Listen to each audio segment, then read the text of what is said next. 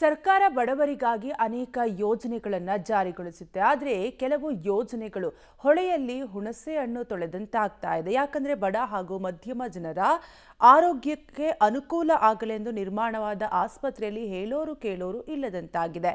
ಅವಧಿ ಮುಗಿದ ಮೆಡಿಸಿನ್ಗಳು ನಿರ್ಲಕ್ಷ್ಯಕ್ಕೆ ಒಳಗಾದ ಸರ್ಕಾರಿ ಆಸ್ಪತ್ರೆ ಯಾವುದು? ಇನ್ನು ಈ ಸ್ಟೋರಿಯನ್ನ ಆರೋಗ್ಯ ಸಚಿವರು ಅಧಿಕಾರಿಗಳು ನೋಡಲೇಬೇಕು. ಅವ್ಯವಸ್ಥೆ ಆಗರವಾದ ಗದಗ ಸಮುದಾಯ ಆರೋಗ್ಯ ಕೇಂದ್ರ 30 ಹಾಸಿಗೆಯ ಆಸ್ಪತ್ರೆಯಲ್ಲಿ ಹೇಳೋರು ಕೇಳೋರಿಲ್ವಾ? ಆಸ್ಪತ್ರೆಯಲ್ಲಿರುವ ಔಷಧಗಳೆಲ್ಲವೂ ಅವಧಿ ಮುಗಿದ ಮೆಡಿಸಿನ್ಗಳು, ಪಾಳು ಬಿದ್ದಿರುವಂತೆ ಇರುವ ಕಟ್ಟಡ, ಅವಧಿ ಮುಗಿದಿರುವ ಮೆಡಿಸಿನ್ಗಳು. ಈ ಎಲ್ಲಾ ದೃಶ್ಯಗಳು ಕಂಡುಬರೋದು ಗದಗ ಜಿಲ್ಲೆಯ ಬೆಟಗೇರಿ ಶರಣಬಸವೇಶ್ವರ ನಗರದ ಸಮುದಾಯ ಆರೋಗ್ಯ ಕೇಂದ್ರದಲ್ಲಿ. ಬೆಟಗೇರಿ ಹಾಗೂ ಸುತ್ತಮುತ್ತಲಿನ ಭಾಗದ ಜನರಿಗೆ ಅನುಕೂಲ ಆಗಲಿ ಅಂತ ಸರ್ಕಾರ ಇಲ್ಲಿ ಸರ್ಕಾರಿ ಆರೋಗ್ಯ ಕೇಂದ್ರ ನಿರ್ಮಾಣ ಮಾಡಿದೆ. ಇಲ್ಲಿ ಮೊದಲು ಪ್ರಾಥಮಿಕ ಆರೋಗ್ಯ ಕೇಂದ್ರ ಇತ್ತು. ಈಗ ಸಮುದಾಯ ಆರೋಗ್ಯವನ್ನಾಗಿ ಮೇಲ್ದರ್ಜೆಗೆ ಏರಿಸಿ ವರ್ಷವಾದರೂ ಅಭಿವೃದ್ಧಿ ಇಲ್ಲ. ಅವಧಿ ಮುಗಿದ ಔಷಧ, ಧೂಳು ಹಿಡಿದ ವೈದ್ಯಕೀಯ ಸಾಮಗ್ರಿಗಳು, ಬೀಗ ಹಾಕಿದ ಕೊಠಡಿಗಳು, ಖಾಲಿ ಬೆಡ್ಗಳು ಸ್ಥಳೀಯರ ಆಕ್ರೋಶಕ್ಕೆ ಕಾರಣವಾಗಿದೆ. ಇದು ಗದಗ ಬಿಟ್ಟರೆ ಬೆಟಗೇರಿ ಭಾಗದಲ್ಲಿ ಇರತಕ್ಕಂಥ ಸರ್ಕಾರಿ ಸಂಬಂಧಪಟ್ಟಂಥ ದೊಡ್ಡ ಹಾಸ್ಪಿಟಲ್ ಸರ್. ಇದು ಭಾಳಷ್ಟು ಇನ್ಸ್ಟ್ರೂಮೆಂಟ್ಸ್ 1 ವರ್ಷದಿಂದ ಸಮುದಾಯ ಆರೋಗ್ಯ ಕೇಂದ್ರ ಆಗಬೇಕಂತ ಭಾಳಷ್ಟು ಸರ್ಕಾರದಿಂದ ಕೋಟಾನಗಟ್ಟಲೆ ರೊಕ್ಕ ಸ್ಯಾಂಕ್ಷನ್ ಆಗಿ ಬಿಲ್ಡಿಂಗ್ ಅಪ್ಗ್ರೇಡ್ ಆಗಿ ಎಲ್ಲ ಮಟೀರಿಯಲ್ ಬಂದೈತಿ. ಬಟ್ ಇವತ್ತುವರೆಗೂ ಯಾವುದೂ ಸ್ಟಾರ್ಟ್ ಆಗಿಲ್ಲ ಸರ್. ಸಮುದಾಯ ಭವನದ ಸಂಬಂಧಪಟ್ಟಂತೆ ಇಲ್ಲ. ಸೊ ಅವೆಲ್ಲ ಮೆಡಿಸಿನ್ ಭಾಳ ದಿವಸ ಎಲ್ಲ ಎಕ್ಸ್ಪೈರಿ ಆಗಿ ಹೋಗ್ಬಿಟ್ಟಾವ ಸರ್. ಅವ ಮೆಡಿಸಿನ್ ಅವ್ರಿಗೆ ಬಹುಶಃ ಅದನ್ನ ಅವರು ಕಂಟಿನ್ಯೂ ಕೊಡಾಕತ್ತಾರೆ ಸರ್.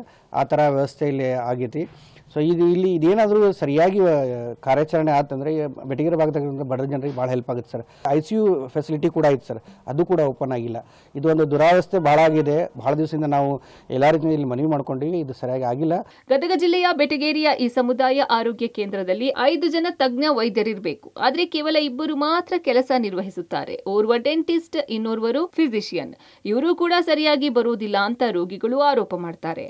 ಈ ಆಸ್ಪತ್ರೆಯಲ್ಲಿ 24/7 ಹೆರಿಗೆ ವಾರ್ಡ್ ಇದ್ದು ಪ್ರಸೂತಿ ತಜ್ಞರಿಲ್ಲ, ಅರವಳಿಕೆ ತಜ್ಞ, ಚಿಕ್ಕ ಮಕ್ಕಳ ತಜ್ಞರಿಲ್ಲ. ಇನ್ನು 11 ಜನ ಸ್ಟಾಫ್ ನರ್ಸ್ ಬೇಕಾಗಿದ್ದು 6 ಜನ ಸ್ಟಾಫ್ ನರ್ಸ್ ಇದ್ದಾರೆ. ಆ 6 ಜನರಲ್ಲಿ 2 ಸರಿಯಾಗಿ ಕೆಲಸಕ್ಕೆ ಬರೋದೇ ಇಲ್ಲ. ಕೆಲವರು ಯಾವಾಗ್ಲೂ ಬಂದು ಹಾಜರಿ ಹಾಕಿ ಎಸ್ಕೇಪ್ ಆಗ್ತಾರೆ ಎಂಬ ಆರೋಪ ಮಾಡ್ತಿದ್ದಾರೆ. ಈ ಬಗ್ಗೆ ಸರ್ಕಾರ ಅಥವಾ ಜಿಲ್ಲಾಡಳಿತ ಗಮನ ಹರಿಸ್ತಿಲ್ಲ ಎಂದು ಸ್ಥಳೀಯರು ಆರೋಪಿಸಿದ್ರು. ಆಸ್ಪತ್ರೆ ಬರೀ ಪೇಪರ್ನಾಗ ಅಷ್ಟು 30 ಹಾಸಿಗೆದು ಆಗೈತಿ. ಬಟ್ ಇಲ್ಲಿ ಯಾರು ಅಷ್ಟು ಕೇರ್ನು ತೊಳ್ತಾ ಇಲ್ಲ. ಆಮೇಲೆ ಇಲ್ಲಿ ಡಾಕ್ಟರ್ಸು ಏನೈತಲ್ಲ, ಒಬ್ಬರು ಅಥವಾ 2 ಬರ್ತಿರ್ತಾರೆ. ಆದ್ರೆ ಅವ್ರ ಟೈಮಿಂಗ್ ಅವ್ರು ಬರ್ತಿರ್ತಾರೆ. ಈಗ ಗೌರ್ಮೆಂಟ್ ಟೈಮಿಂಗ್ ಅವ್ರ ಸಂಬಂಧ ಇಲ್ಲ. ಆಮೇಲೆ ಮೆಡಿಸಿನ್, ಕೆಲವೊಂದಿಷ್ಟು ಮೆಡಿಸಿನ್ ತಮ್ಮ ಗಮನಕ್ಕೂ ಬಂದವು, ಅವು ಎಕ್ಸ್ಪೈರಿ ಆಗಿದ್ದವು. ಎಕ್ಸ್ಪೈರಿ ಆಗಿದಂಥ ಐಟಮ್ಸ್ಗಳು ಭಾಳ ಅದಾವೆ. ಹೆರಿಗೆ ಪೇಷಂಟು ಬೇರೆ ಕಡೆ ರೆಫರ್ ಮಾಡಿ ಕಳಿಸ್ತಾರೆ ಸರ್. ಆಮೇಲೆ ಆ್ಯಂಬುಲೆನ್ಸ್ ಕೇಳಿದ್ರೆ ಆ್ಯಂಬುಲೆನ್ಸ್ ಕಳ್ಸಂಗಲ್ಲ ಸರ್. ತಾವು ಪ್ರೈವೇಟ್ ಆಟೋ ಗಿಟೋ ಮಾಡ್ಕೊಂಡು ಹೋಗ್ಬೋದು ಅಂತಂದು ಹೇಳಿ ಸರ್ಕಾರ ಕೋಟಿ ಹಣ ಖರ್ಚು ಮಾಡಿ ಆಸ್ಪತ್ರೆ ಮೇಲ್ದರ್ಜೆಗೆ ಏರಿಸಿದ್ರು ಯಾವ ಜನರಿಗೂ ಅನುಕೂಲ ಆಗ್ತಿಲ್ಲ. ಇಲ್ಲಿ ವೈದ್ಯರು, ಸಿಬ್ಬಂದಿ ಆಡಿದ್ದೇ ಆಟವಾಗಿದೆ. ಅವಧಿ ಮುಗಿದ ಔಷಧ ನೀಡುವ ಮೂಲಕ ಬಡ ಜನರ ಜೀವದ ಜೊತೆ ಚೆಲ್ಲಾಟ ಆಡುವಂತಿದೆ. ಇಷ್ಟೆಲ್ಲ ಅವ್ಯವಸ್ಥೆ ಆಗರವಾದ್ರೂ ಆಸ್ಪತ್ರೆಯತ್ತ ಸುಳಿಯದ ಜಿಲ್ಲಾ ವೈದ್ಯಾಧಿಕಾರಿಗಳ ನಡೆ ಸಾಕಷ್ಟು ಅನುಮಾನಕ್ಕೆ ಕಾರಣವಾಗಿದೆ. ಒಟ್ಟಾರೆ ಒಂದು ನಿರ್ದಿಷ್ಟ ಪ್ರದೇಶದ ಜನರಿಗೆ ಪ್ರಾಥಮಿಕ ಮತ್ತು ವಿಶೇಷ ಆರೋಗ್ಯ ಸೇವೆಗಳನ್ನು ಒದಗಿಸುವ ಸಂಸ್ಥೆ ಹೀಗೆ ಅವ್ಯವಸ್ಥೆ ಆಗರವಾದ್ರೆ ಅದನ್ನ ನಂಬಿಕೊಂಡಿರುವ ಜನರ ಪಾಡು ಏನಾಗಬಹುದು ಎಂಬುದನ್ನ ಅರಿಯಬೇಕಿದೆ.